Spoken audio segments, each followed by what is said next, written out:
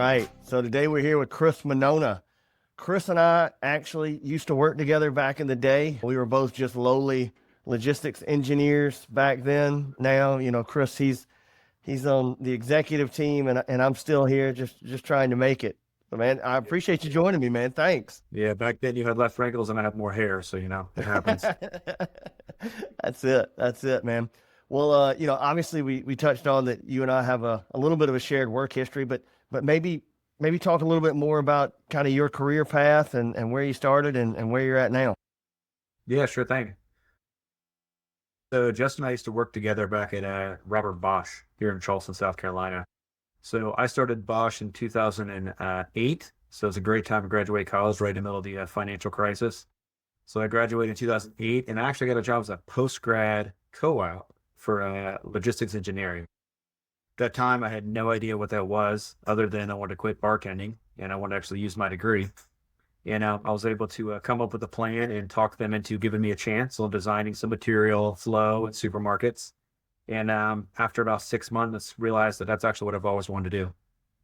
So I got really lucky to actually walk into that role, worked with a great team, lots of opportunities to design stuff from scratch, fix things that were maybe had some opportunities. Yeah, that was kind of my first step into Bosch. At that time, if you remember too, 2008, globally, there was a recession, there were layoffs. And fortunately enough, at that time, co-ops were not considered headcount. So therefore, I was a post-grad co-op for almost 2 years. It was like a running joke. I was the oldest co-op they had. I think I was probably like 28 by the time I finally got hired. But yeah, I did that for around roughly 2 years, eventually got hired full-time.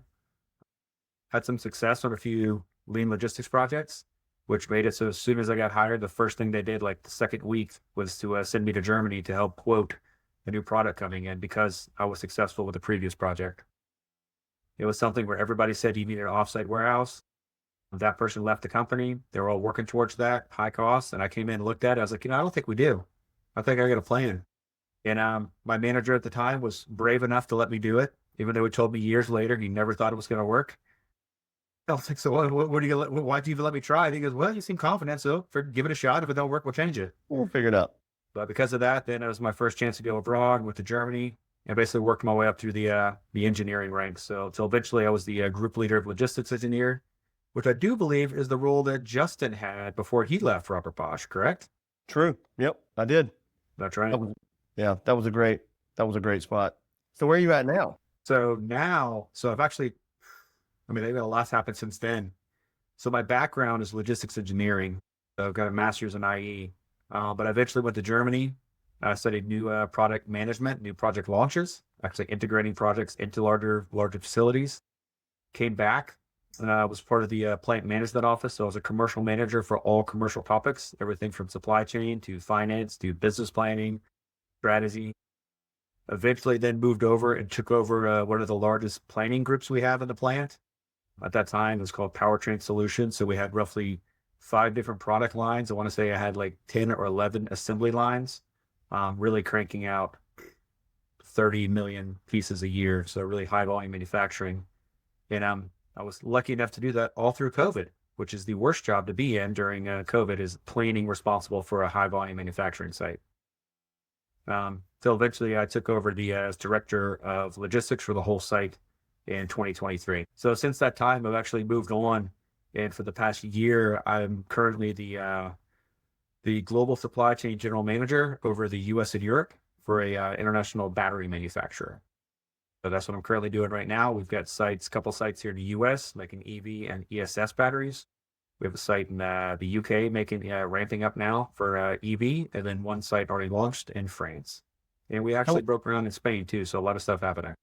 That's awesome. I told you guys, Chris's career really took off, and I'm still trying to catch up. Yeah, right. But seriously, when I started at Bosch, I started at 2011, and I always tell people this too, and I mean it. I feel like we were very fortunate to work there when we did. I felt like we had a great group. I learned so much, worked under some super smart people, was given a lot of opportunity. Really one of the best career decisions I ever made was joining that group. So I fully agree. I've told people that are in the plant, it's like, I feel bad. It's like, if you weren't a logistics engineer, because If you were, say, in planning or a manufacturing engineer, you were stuck in one area, like one corner of the plant, right? But as an LE, we were involved with the entire plant. So we did the entire scope, how everything's interconnected. And because of that, it really allows you to A, learn the processes, B, kind of network to kind of learn the people and how everything interacts together, how the people all tie together. And C, it was a great experience because it allowed you to trial things. And if it didn't work, it wasn't the end of the world, right? You try it. If you don't work, well, then you go back, you pivot, you try something else. So a lot of trial and error, which is difficult and it's rare in manufacturing environments. Yeah, and we could try things pretty cheap, and like I said, if it didn't work, then just scrap it and do something different. It was really a fun little sandbox to be in back then. It was awesome. Yeah, and you're right. The time we were there too, with some of the managers and leaders we had, there's people I still think about and I still quote to this day. So I think we're extremely fortunate for that. Yeah, absolutely. So you started with lean, doing Kanban pull systems and material delivery routes, and you've managed to translate that into obviously a very high level supply chain executive position. But how is that lean knowledge or those lean methodologies that you learned way back then? How do you apply them in the role you're in now? Because as somebody who's a consultant and who's in and out of a lot of different manufacturing companies, I hear a lot of executives kind of pigeonhole lean as to, that's an operations thing. That really doesn't, that doesn't apply to the supply chain office or the marketing office. So how do you think it applies? Yeah. So I think that the first shift I had from my foundation of lean logistics and lean implementation had to be when I took over the planning group, right? When you're working with industrial engineers, everyone has a very similar mindset of, it needs to be cyclical, repeatable, measurable, simple, transparent, and. And when I first went into planning, I just take that mindset with me. Like, all right, guys, what are we doing? What's our cycle? What's happening, whether it's every day, every hour, every month, right? How do we make it transparent, right? How do we make it, what is our standard that we're repeating every single time? And a lot of times when I go into a new role, that role, even with this role now, I don't go in changing standards. I'm like, it's all working before I got here, so let it work. As it doesn't work, then we're going to start investigating what changed, what failed, and how do we improve it. But the goal with lean, when you get out of just physical operations, I would say, is you're really focused on how do you make things transparent? What are the problems you're trying to trace? What are the KPIs you're trying to impact? What's your ultimate goal, whether it be every hour, every month, every day? How do you make it transparent, right? How do you make it cyclical? Right? To make it cyclical, it's not just like I'm going to do a process, but how do I do that process? So you have to put in standards in how you plan your shortages. Is it a shortage report? Okay. If everybody using the same shortage report, yes or no? If the answer is no, well, then what about if you go on vacation? How do you do proxy coverages? What about if you all go on and I got to look at it? It is 4 different templates.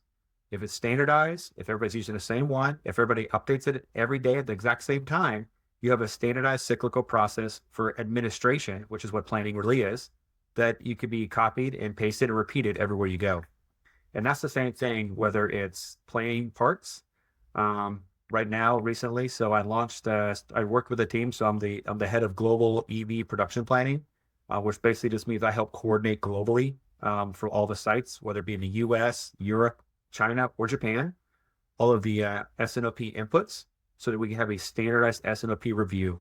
But then from that, we built, okay, all right, guys, when do we want to have the review? And we backed in, okay, so when do we need to have everything submitted so we can do all of our finalization? How much time do we have to submit that? So now we have every single month, everybody knows by this date, we need to have these inputs. Then we have this amount of time to work on them, go back for any feedback, and this amount of time to present. And it's the same process every month. And that all comes from lean.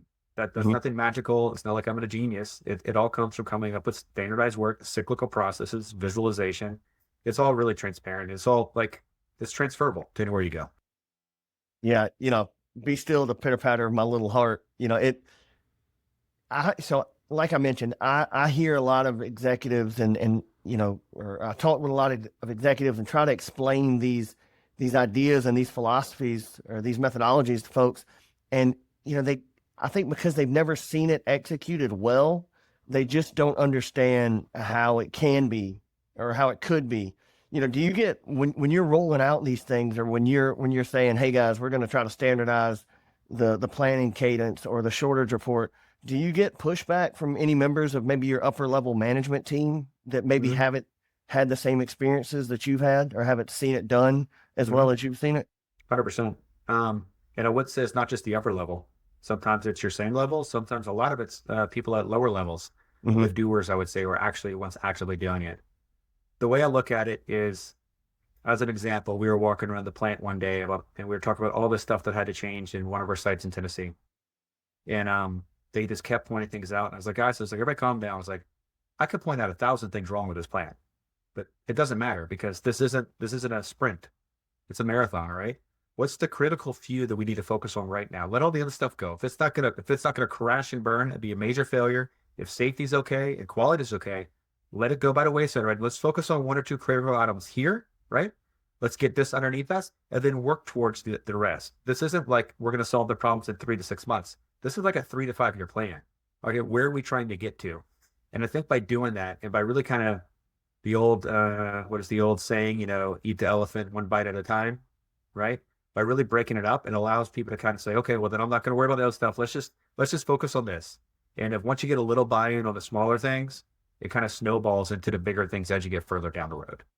And that really helps having somebody at your level that kind of recognizes that and pushes it, because, a lot of times when I'm visiting with clients, they want everything done today, right? This needs to be done tomorrow. And I have to tell them the same thing that, look, guys, I hear you. All of that, you're right. All of that needs to be done, but we've only got so many people, right? We can't do everything. Let's figure out what's most critical and let's do that. And then we'll get to the rest of it when we get to it. Question is, do you want to get it done or do you want it to get it done and have it stick? There's Correct. two different things. I can Exactly. do it today and then you'll pay me to come back here 2 months from now to do it again. That's right. Or we can pick up smaller pieces that are going to last a longer period of time. Yeah. I mean, it's just get it done versus let's standardize it. Right. Yeah. And if we're going to scale, we got to standardize it. Mm-hmm. Yeah, that's exactly right. Yeah, I fully agree.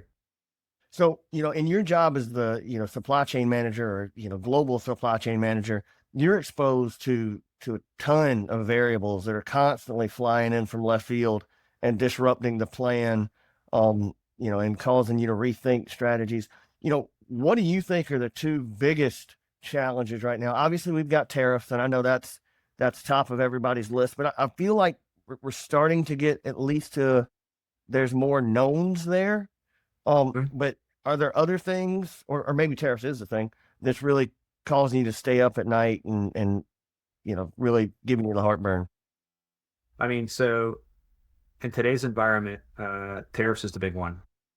But the tariffs is really just, it's a byproduct of manufacturing localization, manufacturing location strategies, right?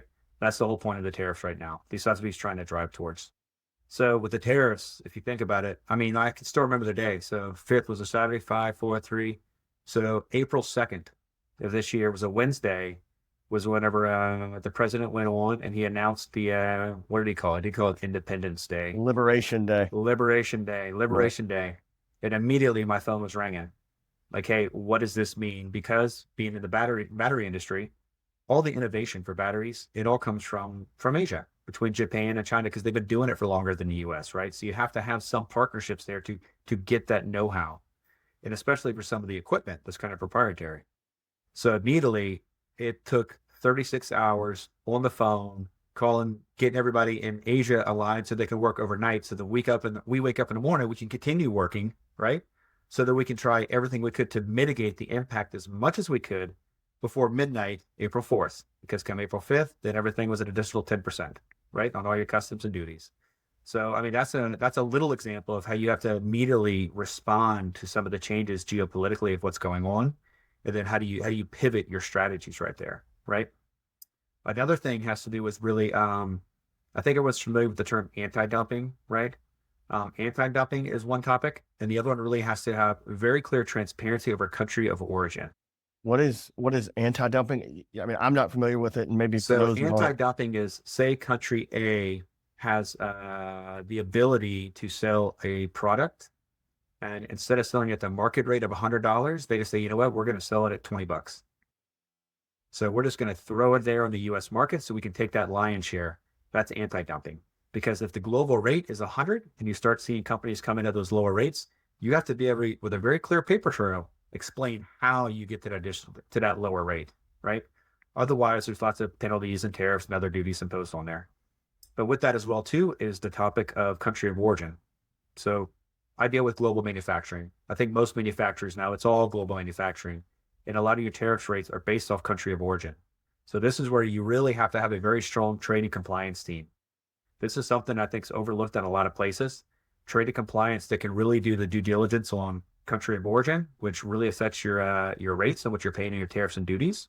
So as an example, if there is a tariff on active anode, right, and you get your graphite from China, you're going to be paying X amount. But if you get your graphite from another country, Malaysia, then you're paying Y amount.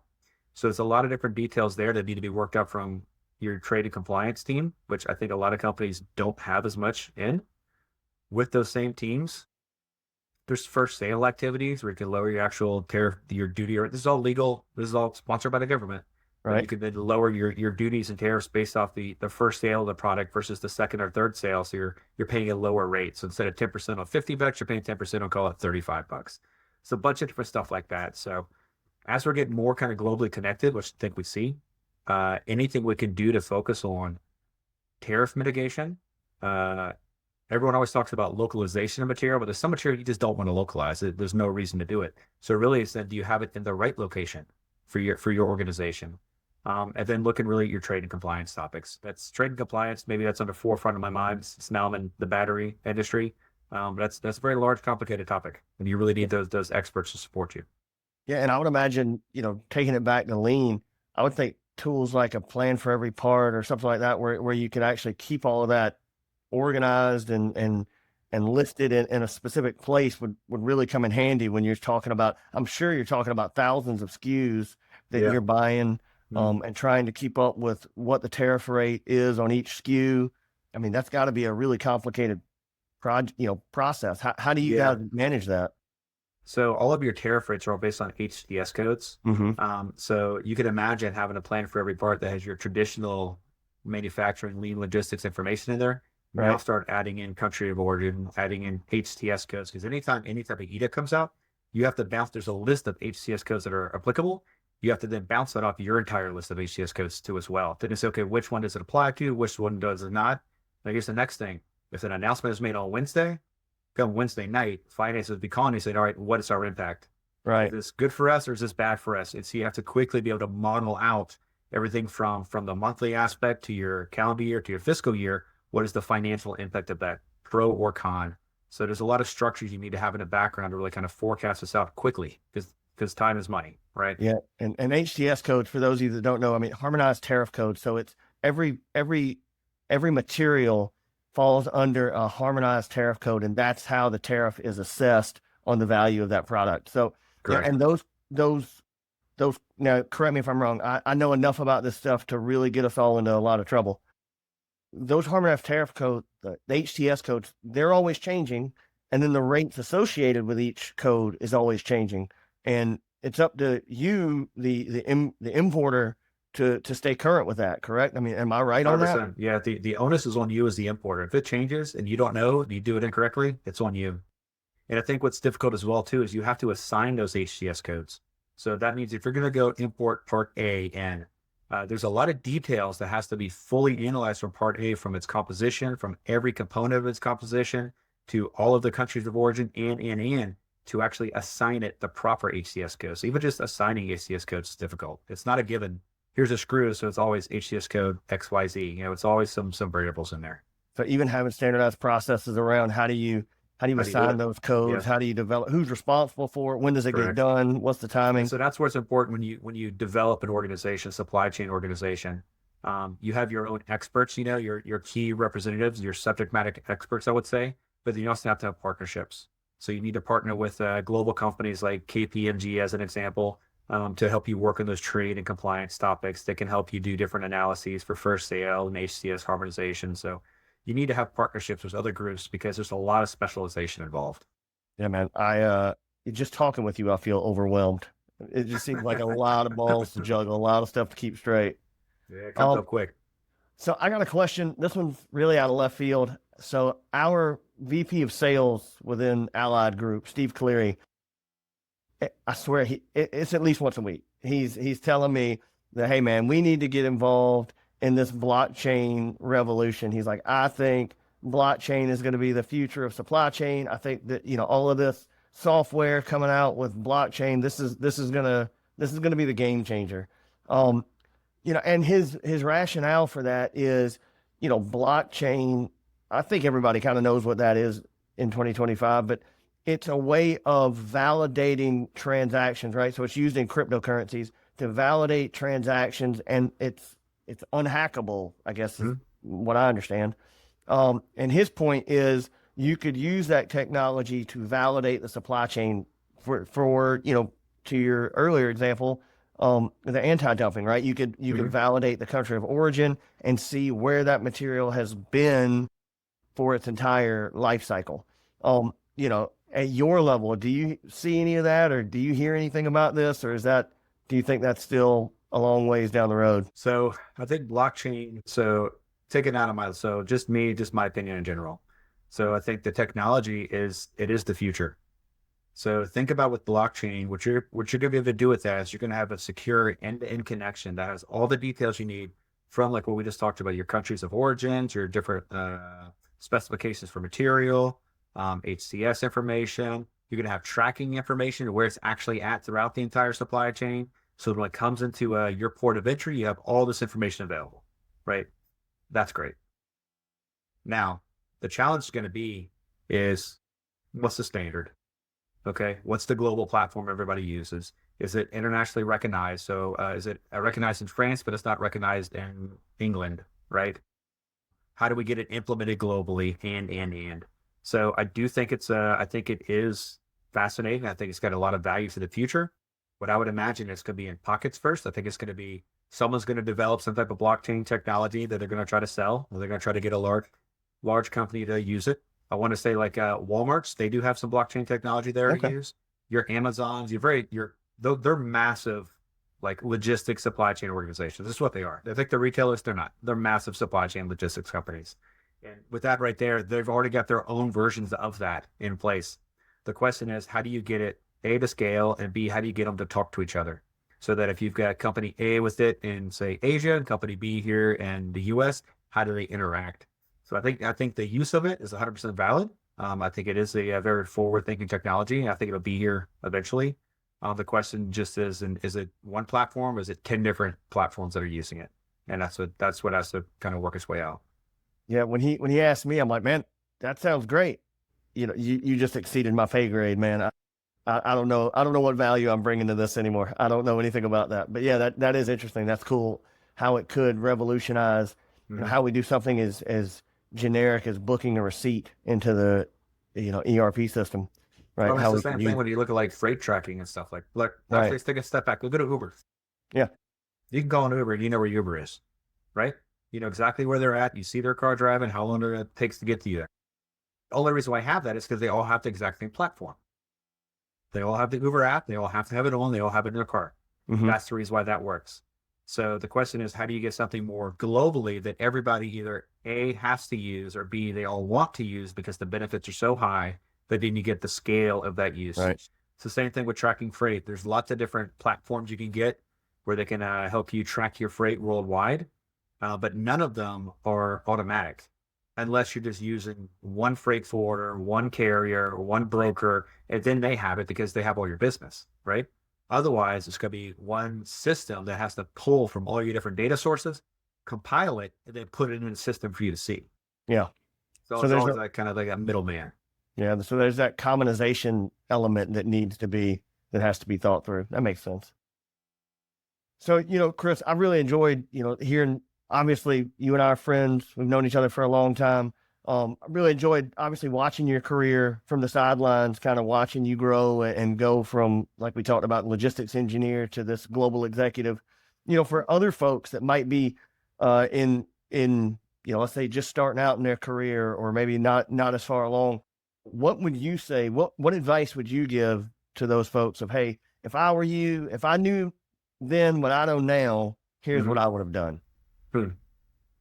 So I think the first thing, especially if you're like in like logistics engineering project type work, is take ownership.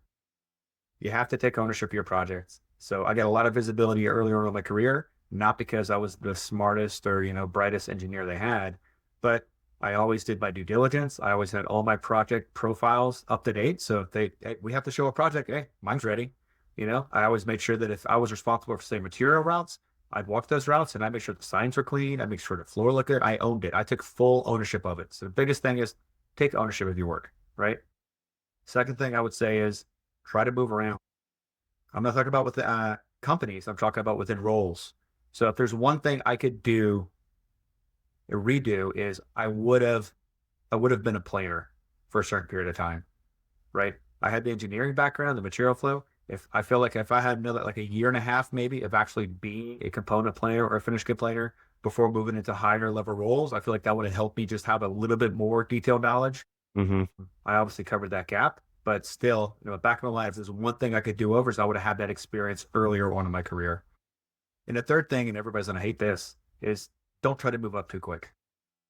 You have to take your time. You have to take your time, enjoy the time you have in those roles, build your competencies, build your expertise, because then once you move into those higher levels, you've already got the reputation, right? You don't want to move up there and have no clue what you're talking about. You want to be able to build in those experiences. So take your time as you move up through the ranks, if that's your goal. One thing I'm surprised you didn't say, because I always felt like, I think maybe you gave me this advice one time, or I heard you say it one time, is, have a vision, kind of know where you're wanting to go, where you're wanting to head. Because I always felt like you knew where you wanted to go. You always had a vision, a plan, or a rough, a North Star, let's say, that kind of guided your career path. Yeah, that's a great point too. And for people I mentor, I talk to about that a lot. Is so in our former company, Bosch, we used to have these different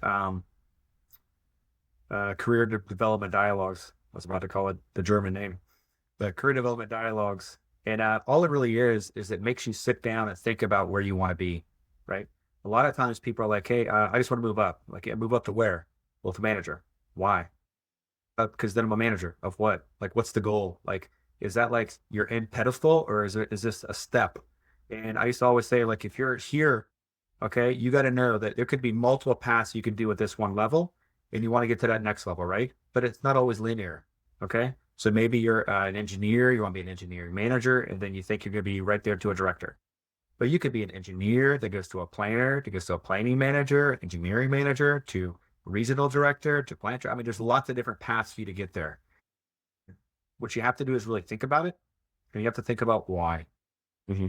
So the one thing I used to always say, and I still feel this way, is for me, the next role, compensation comes with whatever you're doing. So I'm not worried about the compensation. For me is I want to make an impact. I used to always say that when I was an engineer, what's your next step? I was like, I want to go to this role over here. Why? Because I can make this amount of impact here, and I can make that amount of impact there.